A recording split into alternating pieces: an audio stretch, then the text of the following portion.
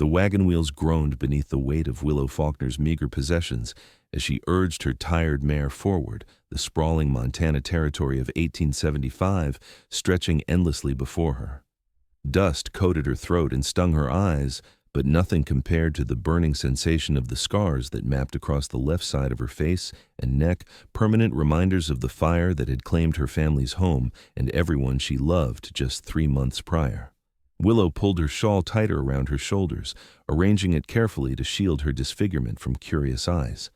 The town of Timber Creek appeared on the horizon, a collection of wooden structures rising from the plains like a mirage. She would start anew here, where nobody knew her story, where perhaps the whispers would be fewer than in the smoking ruins of the life she'd left behind. The afternoon sun beat down mercilessly as Willow guided her wagon down the main street. Men in dusty boots and women in calico dresses paused in their daily activities to observe the newcomer. Their gazes lingered longer than necessary, eyes widening when they caught glimpses of her scarred profile or her full figure, a body that had always been substantial and had grown softer during her months of grief. "Watch where you're going, madam." A man jumped back as her wagon wheel narrowly missed his boots. "I apologize," Willow said, keeping her face angled away. She had once been confident and outspoken, but now she shrank from attention. She pulled up outside the general store, gathering her courage before climbing down. The bell jingled cheerfully as she entered, a sound at odds with the immediate hush that fell over the store's occupants. 3 women stood by a display of fabric, their conversation halting mid-sentence as they turned to stare. "May I help you?" The shopkeeper's voice was neutral, but his eyes couldn't hide his reaction to her appearance. "I need supplies," Willow said softly, "and information about available property. I'm looking to settle here." The women by the fabric exchanged glances. "Edmund Parker has a small cabin for rent just outside town," the shopkeeper offered. "Nothing fancy, but it's sound." "Thank you. I'll inquire about it." Willow handed him her list, keeping her eyes downcast. As the shopkeeper gathered her items, she felt the women's stares burning into her back. Their whispers reached her ears despite their attempts at discretion. Lord have mercy, her face, and did you see the size of her? Must eat her feelings. What man would ever? Willow's fingers tightened around the edge of the counter. She had endured worse in the weeks after the fire, the pity, the revulsion, the not-so-subtle suggestions that perhaps it would have been better if she had perished alongside her family, rather than surviving with such disfigurement. The bell above the door jingled again, and a tall man ducked inside, bringing with him the smell of horses, leather, and the open plains. "Cole, just in time. Got that order ready for you," the shopkeeper called out, momentarily abandoning Willow's supplies. Cole Harrington removed his hat, revealing sun-streaked brown hair and a face weathered by years under the Montana sky. His eyes, a clear, penetrating blue, swept the store before landing on Willow. Unlike the others, his gaze didn't immediately dart away in discomfort or linger in morbid fascination. He simply nodded a greeting, as he would to anyone else. "Madam," he said, his voice a low rumble that seemed to reverberate in the quiet store. Willow managed a small nod in return, surprised by the simple courtesy. The shopkeeper returned to Willow's order, totaling her purchases with brisk efficiency. "That'll be $4.37, miss." "Faulkner? Willow Faulkner," she supplied, counting out the money from her small purse. "You'll find Parker at the land office down the street," the shopkeeper added, bagging her purchases. "Thank you." Willow gathered her things, keeping her scarred side angled away from the curious stares. As she turned to leave, one of the women stepped directly into her path, forcing Willow to face her. The woman's eyes widened in exaggerated shock. "My goodness! What happened to you, dear?" Her voice dripped with false concern. Willow froze, her throat constricting. She had prepared answers for this inevitable question, but found herself unable to speak. "Looks to me like she survived something most folks wouldn't," Cole Harrington's voice came from behind her, calm and matter-of-fact. "And that's her business, not yours, Mrs. Whitman." Mrs. Whitman's mouth pinched into a thin line. "I was only expressing concern." "No, madam. You were being nosy." Cole stepped forward, retrieving his package from the counter.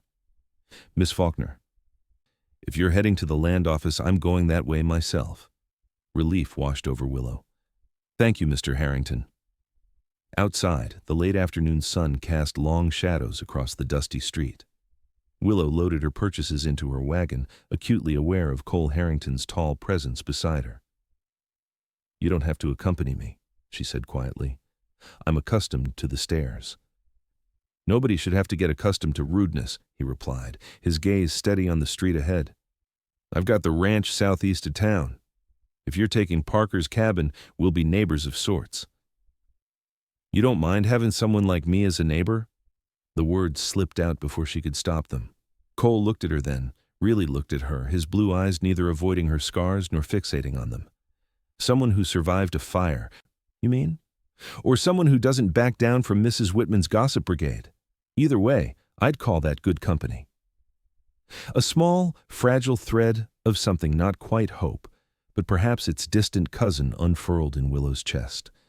She had not expected kindness in Timber Creek, had prepared herself for the same whispers and sidelong glances she'd endured elsewhere. "The fire took my family," she said softly. 3 months ago. I needed somewhere else, somewhere new." Cole nodded, no pity in his expression, just understanding. "Fire's a terrible thing. Took my pa when I was 19. Left scars you can't see." They reached the land office, a small building with a freshly painted sign. Cole tipped his hat. "Good luck with Parker. He's fair, if a bit long-winded. If you need anything, the Harrington Ranch is marked on the maps." "Thank you, Mr. Harrington." "Cole," he corrected. "Everyone just calls me Cole." She offered the smallest hint of a smile. "Thank you, Cole." Edmund Parker was indeed long-winded, but after 20 minutes of paperwork and explanations, Willow held the key to a small cabin 2 miles outside town. It came with 10 acres, a well, and a small stable, more than enough for her and her mare. By the time she located the property, the sun was setting, casting the modest cabin in a golden glow that made it look almost welcoming. It was nothing like the spacious farmhouse she'd grown up in, but as she unlocked the door and stepped inside, Willow felt a tentative sense of possibility. The interior was simple one main room with a stone fireplace, a small bedroom partitioned by a curtain, and basic furnishings. Dust covered every surface, and a family of mice had clearly made themselves at home, but the structure was sound. Through the back window, she could see an overgrown garden that once must have produced vegetables and herbs. Willow unloaded her supplies and tended to her mare before allowing herself to sit on the cabin's front step. In the distance, the silhouette of mountains stood against the darkening sky. Somewhere to the southeast, Cole Harrington's ranch lay. She wondered what kind of man he was, to show kindness to a stranger when others saw only what fire had taken from her. For the first time in 3 months, Willow went to sleep with a flicker of something besides grief in her heart. Morning arrived with birdsong and the distant lowing of cattle. Willow rose early, determined to make the cabin habitable. She swept out the dust, set traps for the mice, and scrubbed every surface until her hands were raw. By midday, the cabin, though still sparse, felt cleaner. She was assessing the garden, trying to identify which plants might be salvageable, when the sound of hoofbeats approached. Instinctively, she reached to adjust her shawl, ensuring her scars were partially covered before turning to face her visitor. Cole Harrington sat atop a magnificent chestnut gelding, his broad shoulders silhouetted against the bright sky. He carried a burlap sack across his saddle. "Miss Faulkner," he called, dismounting with the fluid grace of a man who'd spent his life on horseback. "Thought you might need some provisions. The ride to town can be wearing." Willow approached, pushing back the instinct to hide. "That's very kind, but unnecessary." "Neighborly, not kind," Cole corrected, handing her the sack. "Just some dried beans, flour, coffee, and a jar of my housekeeper's preserves. Martha Good makes the best blackberry jam west of the Mississippi." The simple gesture brought an unexpected lump to Willow's throat. "Thank you. Please thank Mrs. Good as well." Cole nodded, his gaze sweeping over the cabin and garden. "Place has good bones. Old man Jeffers built it solid before he passed. Garden was his pride, grew tomatoes big as your fist." "I'm hoping to revive it," Willow said, looking at the overgrown plot. "I've always had a way with plants. I've got seedlings at the ranch. Martha always starts more than we need. You're welcome to some." Their conversation was interrupted by the arrival of a wagon rattling up the narrow dirt road. A middle-aged couple sat on the bench, the woman clutching a covered basket. "New neighbors," Cole murmured. "The Petersons. Good folk." The wagon pulled up and the couple climbed down. The man, tall and lean with graying temples, approached with an outstretched hand. "Miss Faulkner? I'm Thomas Peterson, and this is my wife, Sarah. We farm just over that ridge." He gestured vaguely westward. "Wanted to welcome you proper." Sarah Peterson came forward with the basket, her eyes widening slightly as she took in Willow's appearance, but to her credit, her smile remained warm. "Fresh bread and some of our early spring greens. Cabin living can be lonely. You must come for supper sometime soon." Willow accepted the basket, touched by the gesture. "Thank you. That's very kind." "We heard you were settling in," Thomas continued. "Town's already buzzing with news of a new resident. Folks are curious." "I imagine they are," Willow said, a note of resignation in her voice. Sarah Peterson's eyes flickered briefly to Cole, then back to Willow. "Pay no mind to idle gossip. This is good country with good people, most of them anyway." Thomas chuckled. "What my wife means is that for every Mrs. Whitman, there's a dozen folks who mind their own business." The four of them chatted for a while longer, the Petersons sharing information about the area where to find the best fishing, which traveling merchant had fair prices when the church socials were held. As they prepared to leave, Sarah clasped Willow's hand. "Remember, supper invitation stands. Sunday after church, perhaps?" Willow hesitated. She hadn't considered attending church services, hadn't been ready to face a congregation's scrutiny. "I'll consider it, thank you." After the Petersons departed, Cole lingered, helping Willow clear some of the heavier debris from the garden. They worked in comfortable silence, Willow finding unexpected solace in the simple physical labor and Cole's undemanding presence. "Mrs. Peterson's right about the town," Cole said finally, pausing to wipe sweat from his brow. "Decent folk, most of them, just haven't had much exposure to the wider world." Willow straightened, brushing dirt from her skirts. "It's not their fault. I know what I look like. I know it makes people uncomfortable." Cole's expression hardened slightly. "It's exactly their fault if they choose cruelty over common decency." His defense of her stirred something in Willow's chest, a feeling so long dormant she almost didn't recognize it. Pride, perhaps, or dignity. "I wasn't always like this," she said quietly, gesturing to her scarred face. "Before the fire, I was different." "We're all different before our fires," Cole replied, his voice low.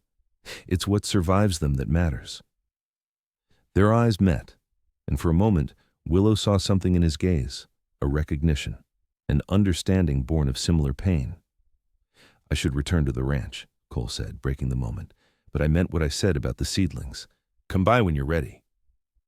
After Cole left, Willow sat on the cabin's porch, watching the sun begin its descent. His words echoed in her mind. It's what survives them that matters. She had survived, yes, but until now, she hadn't considered that survival itself might have value. The days that followed fell into a rhythm. Willow worked on making the cabin a home, planning the beginnings of her garden, and venturing occasionally into town for supplies. Each trip brought stares and whispers, but she held her head higher, Cole's words a talisman against the worst of the cruelty. On her third visit to town, she encountered Mrs. Whitman and her friends outside the dressmaker's shop. The women fell silent as Willow approached, their expressions a mixture of curiosity and disdain. "Miss Faulkner," Mrs. Whitman said, her voice carrying down the boardwalk, "how interesting to see you in town again. We'd heard you were becoming quite the hermit." Willow met the woman's gaze steadily. "I've been busy restoring my property, Mrs. Whitman. It's rewarding work." "I'm sure it is," Mrs. Whitman replied, her tone suggesting the opposite. "Though I can't imagine why a woman alone would choose such isolation, unless, of course, there are reasons to avoid society." One of the other women tittered behind her hand. "I enjoy my own company," Willow replied evenly, "and that of genuine people." Mrs. Whitman's eyes narrowed. "Yes, well, you certainly seem to enjoy Cole Harrington's company. He's been seen at your property quite frequently." Heat crept up Willow's neck. It was true that Cole had visited several times bringing seedlings as promised, helping her repair a leaking roof, sharing occasional meals. Their friendship had become a bright spot in her new life, though she dared not examine too closely the way her pulse quickened when she heard his horse approaching. "Mr. Harrington has been a kind neighbor," she said firmly, "as have the Petersons and several others." "I'm sure he has," Mrs. Whitman said, her implication clear. Cole always did have unusual tastes. Before Willow could respond, the dressmaker herself emerged from the shop. "Miss Faulkner, I was hoping you'd come by. That fabric you ordered has arrived from Denver." Grateful for the interruption, Willow followed the dressmaker inside, leaving Mrs. Whitman and her friends to their gossip. The fabric, a sturdy cotton in a deep green, was perfect for the new dress Willow had planned. She had lost weight since the fire, and her old clothes hung loosely on her frame. "Don't mind Mrs. Whitman," the dressmaker, Mrs. Rivera, said quietly as she measured the fabric. "She's threatened by any woman who doesn't bow to her authority." "Why would I threaten her?" Willow asked, genuinely puzzled. Mrs. Rivera smiled knowingly. "Because Cole Harrington has been a sought-after bachelor for years, and he's never shown interest in any local girl, certainly not in Beatrice Whitman's daughter. Yet he rides to your cabin regular as clockwork." Willow felt her face flush. "We're just neighbors, friends perhaps." "If you say so," Mrs. Rivera replied, not unkindly. "But friendship or more, it's good to see Cole taking an interest in someone. He's been alone too long since his father died." Willow left the dressmakers with her fabric and a head full of conflicting thoughts. She had not come to Timber Creek looking for anything but peace and anonymity. The idea that she might have somehow caught the attention of a man like Cole Harrington seemed absurd. And yet, there was something in the way he looked at her, really looked at her, that made her wonder. Sunday morning dawned clear and mild. Willow stood before her small mirror, considering her reflection. The dress she had made from the green fabric suited her fuller figure, emphasizing her small waist. The scars, of course, remained angry red marks that pulled at her skin and distorted her once pretty features. But for the first time since the fire, she didn't immediately look away. It's what survives them that matters. The church in Timber Creek was a simple white structure with a modest steeple. As Willow approached in her wagon, she saw families gathering outside, dressed in their Sunday best. For a moment, her courage faltered. Then she caught sight of the Petersons waving to her, and beside them, somewhat to her surprise, stood Cole Harrington, looking uncharacteristically formal in a dark suit. "You came," Sarah Peterson said warmly, helping Willow down from the wagon. "I'm so pleased." "We saved you a seat," Thomas added, offering his arm.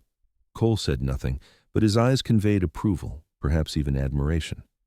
He fell into step beside them as they entered the church. The service was familiar and comforting, the hymns and prayers unchanged from the church of Willow's childhood. She was aware of curious glances, but focused on the minister's message of renewal and forgiveness. Afterward, as the congregation spilled into the churchyard, Willow found herself introduced to dozens of townspeople. Some were genuinely welcoming, others politely reserved, and a few barely concealed their discomfort. Miss Faulkner, a young woman with elaborately curled blonde hair, approached, a falsely sweet smile on her lips. "I'm Cordelia Whitman. Mother has told me so much about you." Willow met the girl's evaluating gaze. "Has she? How interesting, considering we've barely exchanged words." Cordelia's smile tightened. "Well, one hardly needs conversation to observe. I must say, your dress is quite flattering. Did you make it yourself? It must be difficult to find ready-made garments to accommodate your figure." Before Willow could respond, Cole appeared at her side. "Miss Whitman," he said, his tone cool, "your mother's looking for you." "Something about the church social committee." Cordelia's expression shifted, softening as she turned to Cole. "Oh, Cole, I didn't see you there. Will you be attending the social next weekend? I'm helping organize it." "Haven't decided," Cole replied. He turned to Willow. "The Petersons are waiting to take us to dinner, shall we?" As they walked away, Willow couldn't help but notice Cordelia Whitman's scowl. "I believe I've made an enemy," she murmured. "Cordelia has been trying to secure my attention for years," Cole said, a hint of amusement in his voice. "I think she's finally realizing it's a lost cause." The implication of his words hung in the air between them as they joined the Petersons for Sunday dinner. The Peterson farmhouse was warm and inviting, filled with the delicious aromas of roast chicken and fresh-baked bread. Their 3 children, 2 teenage boys and a girl of about 12, stared openly at Willow's scars until Sarah gently redirected their attention. "Miss Faulkner is our new neighbor," she explained, "and it's impolite to stare, children." "I don't mind," Willow said, though that wasn't entirely true. "I'm sure they're curious." The youngest Peterson, Emma, tilted her head. "Did it hurt? When you got burned?" "Emma!" Sarah exclaimed, mortified. "It's all right," Willow said, though her heart raced at the direct question. "Yes, it hurt very much, but the pain fades with time." Emma nodded solemnly. "My brother James got burned when the barn caught fire last year." She pointed to the older boy, who rolled up his sleeve to reveal a shiny burn scar on his forearm. "Pa says scars are just proof you're stronger than whatever tried to hurt you." Thomas Peterson smiled apologetically. "Children have no filter, I'm afraid." "Sometimes that's refreshing," Cole said, his gaze meeting Willow's across the table. The conversation turned to other topics: the spring planting, the upcoming cattle drive, town politics. Willow found herself relaxing, contributing to the discussion, even laughing at Thomas's dry humor. It felt normal, as if she belonged.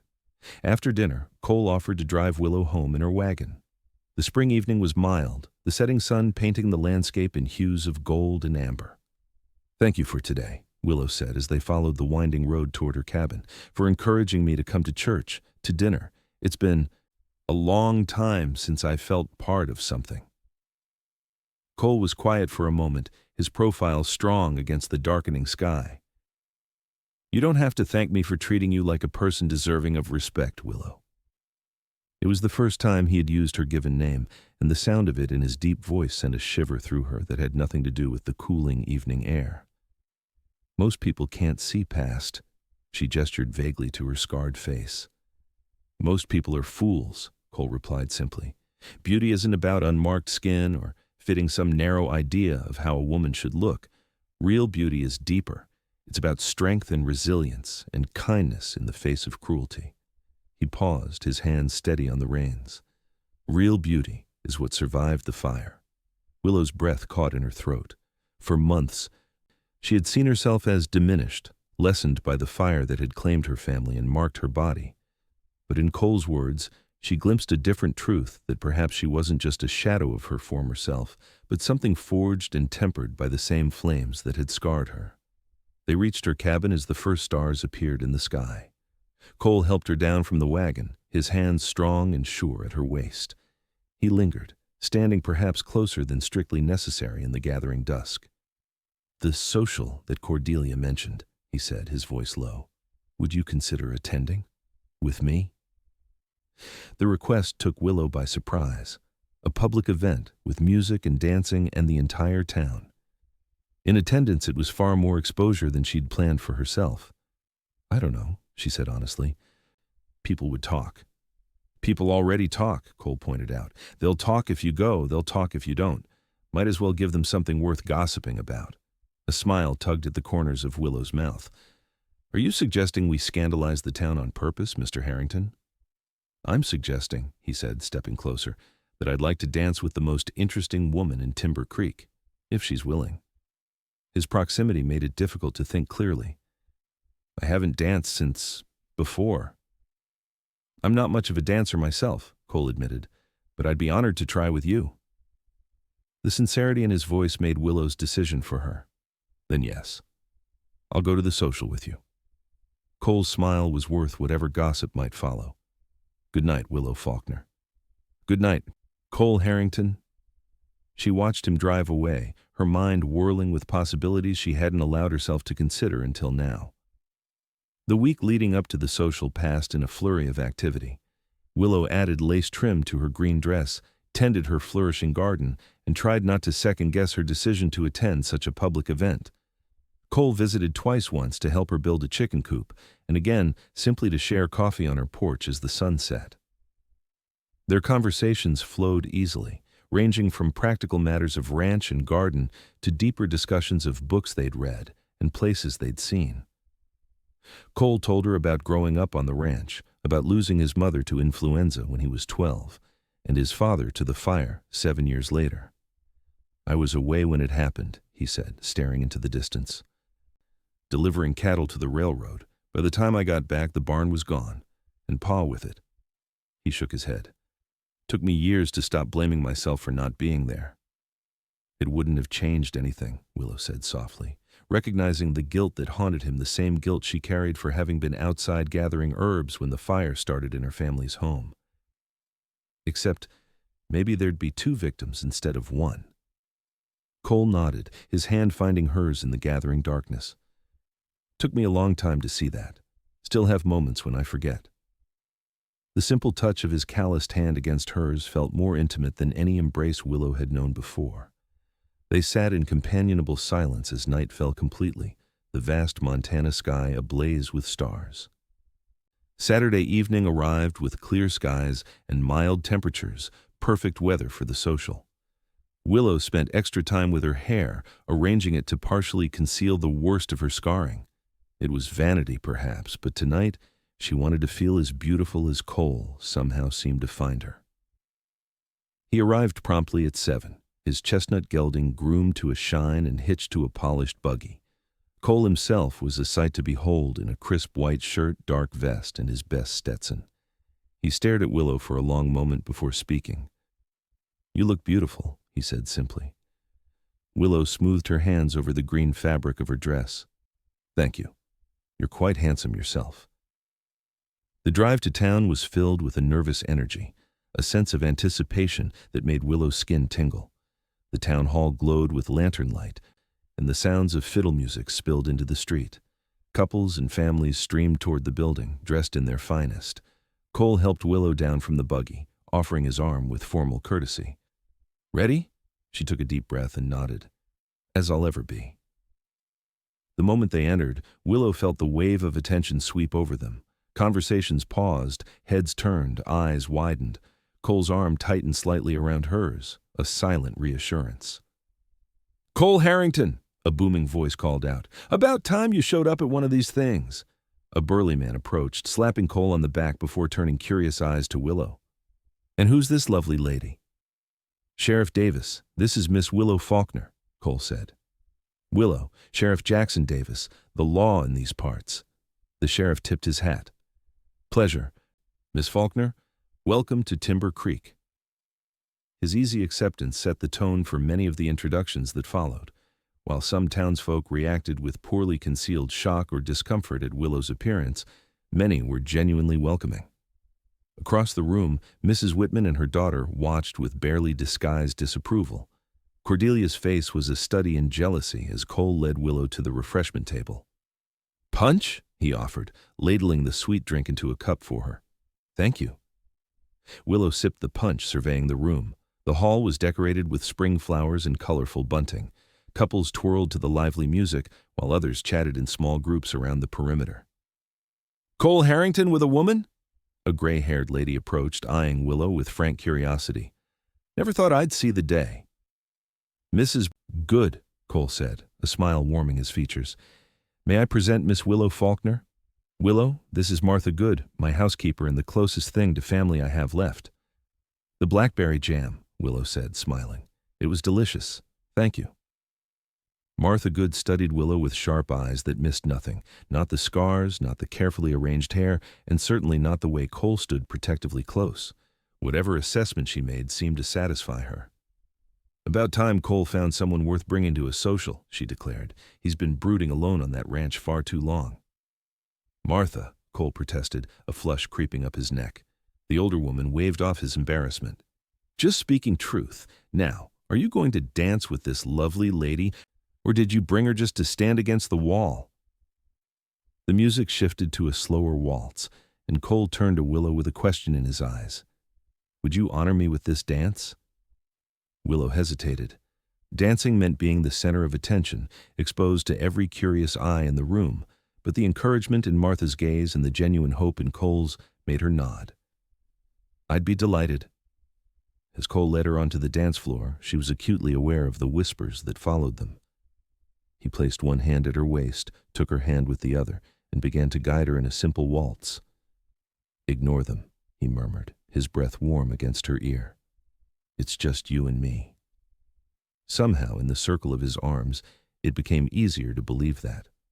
Cole moved with surprising grace for a man who spent his days on horseback, and Willow found herself relaxing into the rhythm of the dance. For a few precious minutes she forgot about her scars, about the stairs, about everything except the feel of Cole's hand at her waist and the warmth in his blue eyes. When the music ended, scattered applause broke out, whether for the musicians or for the unlikely couple on the dance floor. Willow couldn't tell. But as they moved to the edge of the room, she noticed several approving nods and smiles directed their way. The moment was broken by Cordelia Whitman, who appeared suddenly before them, her mother in tow. "Cole," she said, her voice sugary, "I saved a dance for you. The next one's your favorite, if I remember correctly." Before Cole could respond, Mrs. Whitman interjected, her gaze fixed coldly on Willow. "Miss Faulkner, how brave of you to attend such a public gathering. It must be difficult, knowing how conspicuous your condition makes you." Willow felt Cole stiffen beside her, but she placed a restraining hand on his arm. "Not at all, Mrs. Whitman. I find most people are far too concerned with their own affairs to spend much time dwelling on my appearance." Mrs. Whitman's eyes narrowed. "Perhaps. Though I wonder if it's quite fair to subject others to such reminders of tragedy, especially at a social occasion meant to be pleasant." "Mother," Cordelia hissed, looking mortified despite her own jealousy. Cole took a step forward, his expression thunderous, but Willow squeezed his arm gently. This was her battle. "I survived a fire that claimed my entire family, Mrs. Whitman," she said, her voice steady and clear enough to be heard by those nearby. "These scars are not a tragedy, they're a testament to endurance. Real beauty isn't about unmarked skin or conforming to others' expectations. Real beauty is what survives the fire." A hush fell over those closest to them. Mrs. Whitman's face flushed an ugly red, but before she could respond, Martha Good stepped forward. "Well said, Miss Faulkner," the older woman declared loudly. "Now, I believe the musicians are starting another dance. Cordelia, dear, I'm sure one of the Peterson boys would be delighted to partner you." Cordelia opened her mouth to protest, but her mother grabbed her arm, dragging her away with a final venomous glare at Willow. "That was magnificent," Cole said quietly as the crowd around them dispersed. Willow felt lightheaded with the rush of standing up for herself. "I was terrified. Couldn't tell," he smiled, a slow, proud smile that made her heart race. "Would you like to step outside for some air?" The night air was cool against Willow's flushed skin as they walked away from the town hall. Lanterns illuminated the main street, but Cole led her toward a small garden behind the church, where a wooden bench sat beneath an ancient cottonwood tree. "You quoted me," he said as they sat down, "about beauty being what survives the fire." "You said it first," Willow replied, "but I've been thinking about it ever since, about how maybe these scars aren't just marks of what I lost, but proof of what I endured." Cole took her hand, his thumb tracing gentle circles on her palm. "That first day in the general store, when I saw how those women were looking at you, I wanted to tell them they were missing the most beautiful sight in Montana." "You didn't even know me then," Willow said softly. "I knew enough." His gaze was intense in the moonlight. "I saw a woman standing tall despite everything, handling cruelty with dignity. That tells me more about a person than any unmarked face ever could." He reached up slowly, telegraphing his intentions, giving her time to pull away if she wished. When she didn't, his fingers gently traced the line where smooth skin met scarring along her cheek. "May I kiss you, Willow Faulkner?" Her heart hammered in her chest. "Yes." Cole's lips were warm and gentle against hers, the kiss tender and questioning at first, then deeper as Willow responded. His hand cradled her face, the scarred side, with a reverence that made tears prick behind her closed eyelids. When they finally parted, Willow kept her eyes closed for a moment, savoring the sensation. When she opened them, she found Cole watching her with an expression that made her breath catch. "I think I've been waiting to do that since the moment I met you," he confessed. Willow smiled, feeling truly beautiful for the first time since the fire. "I think I've been waiting for you my whole life." The weeks that followed the social were the happiest of Willow's new life in Timber Creek. Cole was a frequent visitor to her cabin, helping with repairs, sharing meals, and stealing kisses that grew increasingly passionate. They spoke of their pasts, their dreams, and the slow healing of old wounds. The town's reaction to their courtship was mixed. Some, like the Petersons and Martha Good, were openly supportive. Others whispered behind their hands but kept their distance. The Whitmans, mother and daughter, maintained a frigid civility when they couldn't avoid Willow altogether. But increasingly, Willow found acceptance among the townspeople. The dressmaker, Mrs. Rivera, became a friend. Sheriff Davis tipped his hat respectfully whenever they passed on the street. The minister's wife invited her to join the ladies' auxiliary. "You've changed this town," Cole told her one evening as they sat on her porch watching fireflies dance in the twilight. "Made them see beyond the surface." "I think you give me too much credit," Willow replied, though she had noticed the difference in how people treated her. "And yourself, too little. Your acceptance opened the door for others." Cole shook his head. "No, it was your courage, your refusal to hide away or apologize for surviving." He took her hand, his expression serious. "Willow, there's something I need to ask you." Her heart quickened. "Yes?" From his pocket, Cole produced a small velvet box. "I had this made in Denver. It arrived yesterday." He opened the box to reveal a ring, a simple gold band set with a single pearl surrounded by tiny garnets. "The garnets reminded me of you, forged by fire, beautiful and strong." Tears blurred Willow's vision as Cole slid from the porch swing to one knee before her. "Willow Faulkner, I love you. Your strength, your kindness, your beauty inside and out. Would you do me the honor of becoming my wife?" For a breathless moment, Willow could only stare at the man before her, this man who had seen beyond her scars from the very beginning, who had taught her to see herself as whole rather than damaged. "Yes," she whispered, then louder, "Yes, Cole Harrington, I will marry you."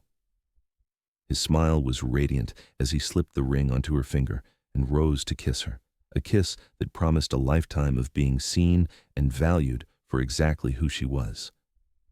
They were married in the church on a perfect autumn day, with golden leaves drifting down around them as they emerged as husband and wife. Martha Good wept openly in the front pew. The Petersons' daughter Emma served as flower girl, proudly showing off her own small scar from a cooking accident and declaring that she and Willow were same. Even Mrs. Whitman attended, though she sat stiffly in the back row. The reception was held at the Harrington Ranch, with tables set up on the sprawling lawn and lanterns hanging from the trees.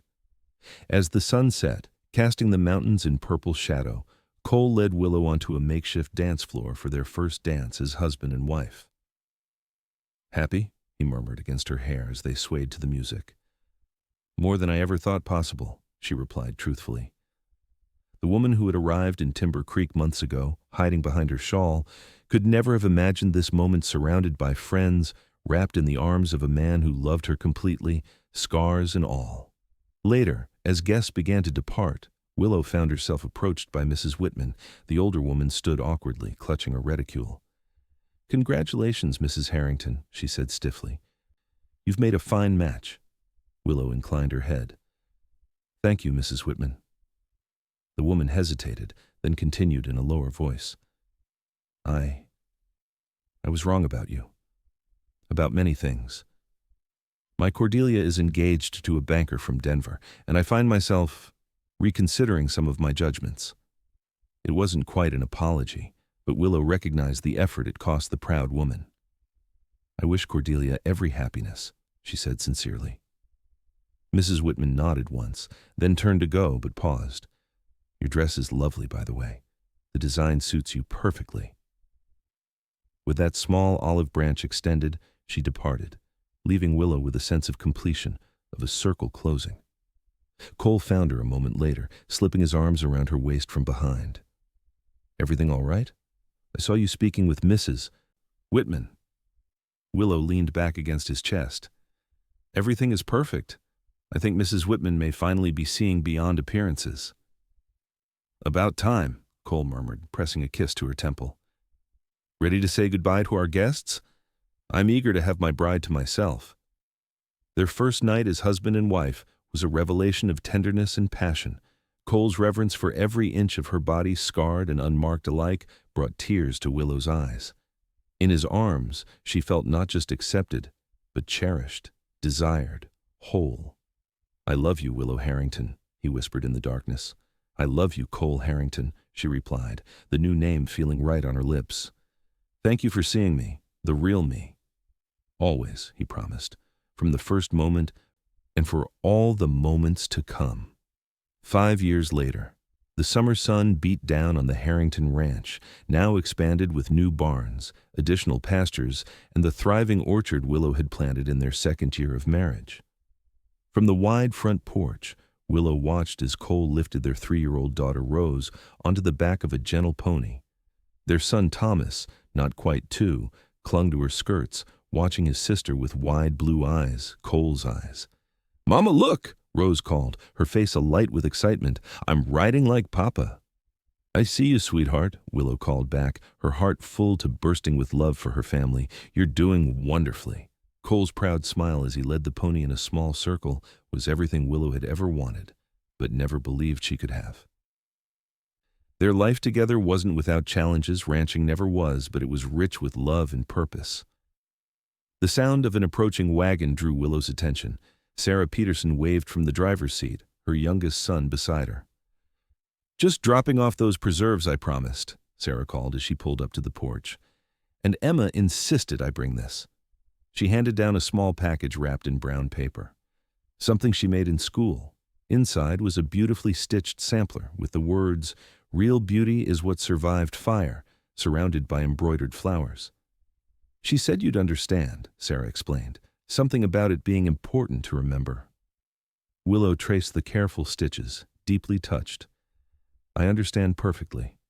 Please thank her for me." After Sarah departed, Willow hung the sampler in the front hall, where anyone entering the Harrington home would see it. Cole came in from the corral, Rose on his shoulders and Thomas now in his arms. "What's this?" he asked, nodding toward the new decoration. "A reminder," Willow said, reaching up to take Thomas, while Cole lowered Rose to the floor. "Of where we started. Of what matters." Cole's gaze softened as he looked at the sampler, then at his wife and children. "We've built something beautiful, haven't we?" Willow looked around at the home they had created together, at the husband who had first seen her strength when she could only see her scars, at the children who knew her only as their loving mother and felt a sense of profound gratitude. "Yes," she said, standing on tiptoe to kiss him softly, "the most beautiful thing of all." Outside, the Montana landscape stretched to the horizon, unchanging yet ever-changing, like life itself. The scars on Willow's face had faded somewhat over the years, but they would always be part of her. Not a reminder of what she had lost, but of what she had survived and the unexpected happiness she had found on the other side of tragedy. Real beauty, after all, was what survived the fire.